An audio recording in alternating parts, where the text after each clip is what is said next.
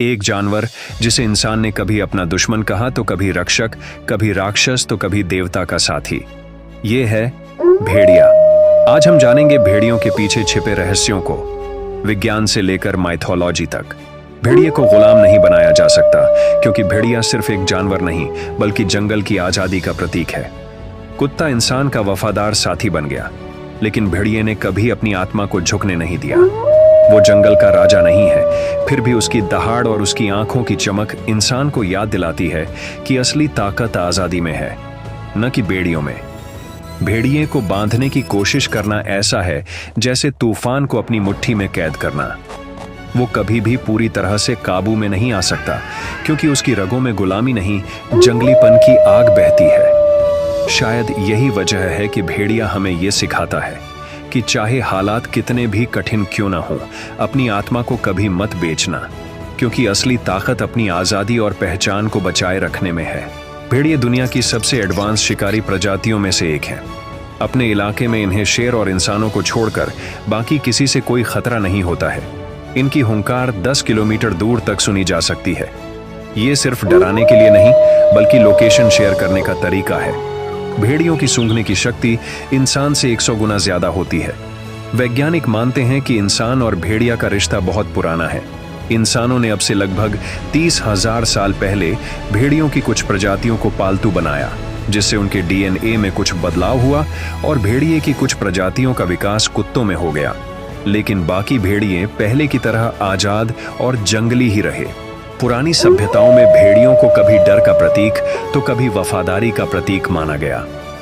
Roman mythology के अनुसार रोम शहर के संस्थापक रोमुलस और रीमस को एक मादा भेड़िया ने पाला था। रोमन लोग लुपा नामक एक देवी को भेड़िए के रूप में पूजते थे, जो रोमन सभ्यता के लोगों को आपदा से बचाती थी।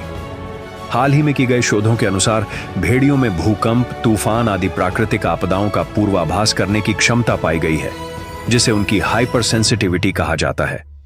मंगोल साम्राज्य चंगेज खान खुद को ब्लू वुल्फ का वंशज मानते थे। मंगोलियाई दंत कथाओं के अनुसार मंगोलों की उत्पत्ति एक नीले भेड़िए और एक हिरणी से हुई मानी जाती है। इस कथा को secret history of the Mongols नामक ग्रंथ में भी लिखा गया है। कहा जाता है कि स्वर्ग से एक नीला भेड़िया उतरा और धरती पर एक सुंदर हिरणी से मिला। उन दोनों के मिलन से एक वंश की शुरुआत हुई और आगे चलकर उसी वंश से टेमुजिन यानी चंगेज खान पैदा हुआ। इसीलिए मंगोल खुद को भेड़िए की संतान मानते थे। उनका मानना था कि उनमें भेड़िए जैसी ही शक्ति, धैर्य और युद्ध कला बसी हुई है। यूरोप के डार्क एजेस में भेड़ियों को चुड़ैल और शैतान के साथी माना गया। इसी से वेयरवुल्फ की कहानियां पैदा हुईं। उत्तरी यूरोप में मान्यता थी कि पूर्णिमा की रात भेड़िए इंसानों का रूप ले लेते हैं, यानी वेयरवुल्फ। भेड़ियों की आंखें अंधेरे में चमकती हैं और यही वजह है कि इन्हें अक्सर भूत प्रेतों से जोड़ा गया। साइबेरिया की कथाओं में कहा जाता है कि मृत आत्माएं भेड़ियों के झुंड का रूप ले लेती हैं और गांवों पर हमला करती हैं। वैज्ञानिक दृष्टि से भेड़ियों की एक्टिविटी सचमुच रात और खासकर पूर्णिमा के आसपास बढ़ जाती है। भेड़िए फुल मून पर ज्यादा एक्टिव होते हैं। नॉर्ड्स माइथोलॉजी में फेनरिर नामक विशाल भेड़िया है, जो अपने पिता लोकी के साथ अन्य देवताओं का सर्वनाश करने वाला कहा जाता है। यह परिवार के भीतर सत्ता संघर्ष की कहानी है, जो वैज्ञानिक पैक सिस्टम से मेल खाती है। हमारे ग्रंथों में भेड़ियों को माया और छल से जोड़ा गया। महाभारत में जब अश्वत्थामा ने एक घातक अस्त्र का प्रयोग किया तो कहा जाता है कि आकाश से भेड़ियों जैसी आकृतियां उतरीं, जो विनाश का प्रतीक थीं। लोक कथाओं में वृक शब्द भेड़िए के लिए प्रयोग होता है और कई जगह इन्हें जंगल के रक्षक, आत्मा की तरह भी देखा गया। कुछ आदिवासी मान्यताओं में भेड़िए को पूर्वजों की आत्मा माना जाता है। भेड़ियों की सबसे रहस्यमयी और चर्चित बातों में से एक है उनका सामाजिक ढांचा। अल्फा नर और मादा झुंड के नेता होते हैं। ये तय करते हैं कि कब शिकार होगा, कहां जाया जाएगा और झुंड की सुरक्षा कैसे होगी। हर झुंड में सिर्फ अल्फा जोड़ी ही संतान पैदा करती है, बाकी सदस्य बच्चों की देखभाल में मदद करते हैं। इन्हें आप राजा रानी की तरह समझ सकते हो। दिलचस्प बात यह है कि अल्फा होने का मतलब ज्यादा हिंसक होना नहीं, बल्कि सबसे बुद्धिमान और जिम्मेदार होना है। बीटा भेड़िया झुंड का दूसरा सबसे ताकतवर और भरोसेमंद सदस्य होता है। ये अल्फा का दाहिना हाथ होते हैं, जैसे किसी सेना का सेनापति।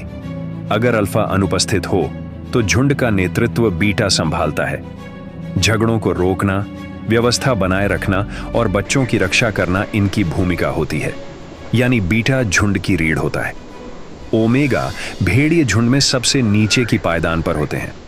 ये ज्यादातर मजाक और बदमाशी का शिकार बनते हैं, लेकिन ओमेगा की भूमिका भी महत्वपूर्ण होती है। ये झुंड का तनाव कम करते हैं। कई बार झगड़े और लड़ाई के बाद ओमेगा खेल खेल में माहौल हल्का कर देते हैं। मतलब ओमेगा को आप मूड लाइटर या क्लाउन ऑफ द पैक कह सकते हो। भेड़ियों के बारे में अल्फा, बीटा, ओमेगा की जो थ्योरी है वो 1940 में कैद में रखे भेड़ियों पर रिसर्च से आई थी। लेकिन जंगली भेड़ियों में यह स्ट्रक्चर थोड़ा अलग होता है। असल में झुंड ज्यादातर एक फैमिली जैसा होता है, जहां अल्फा असल में बस माता पिता होते हैं और बाकी उनके बच्चे। असलियत यह है कि भेड़िए इंसानों के दुश्मन नहीं, बल्कि इकोसिस्टम के लिए जरूरी हैं। येलोस्टोन नेशनल पार्क अमेरिका का उदाहरण। जब वहां से भेड़ियों को खत्म कर दिया गया तो हिरणों की आबादी बढ़ी और जंगल का संतुलन बिगड़ गया। बाद में भेड़ियों को दोबारा लाया गया और पूरा इकोसिस्टम फिर से संतुलित हो गया। यानी भेड़िए सिर्फ शिकारी नहीं, बल्कि जंगल के डॉक्टर भी हैं। भेड़ियों के लौटने से अमेरिका के येलोस्टोन पार्क की नदियां तक बदल गईं। तो क्या भेड़िए वाकई हमारे दुश्मन हैं, या फिर इंसान के सबसे पुराने साथी? सच यही है कि भेड़िए डर से ज्यादा रहस्य और संतुलन के प्रतीक हैं। अगर आपको यह वीडियो पसंद आई तो इसे शेयर कीजिए और बताइए आपको भेड़िया कैसा लगता है, दुश्मन या रक्षक?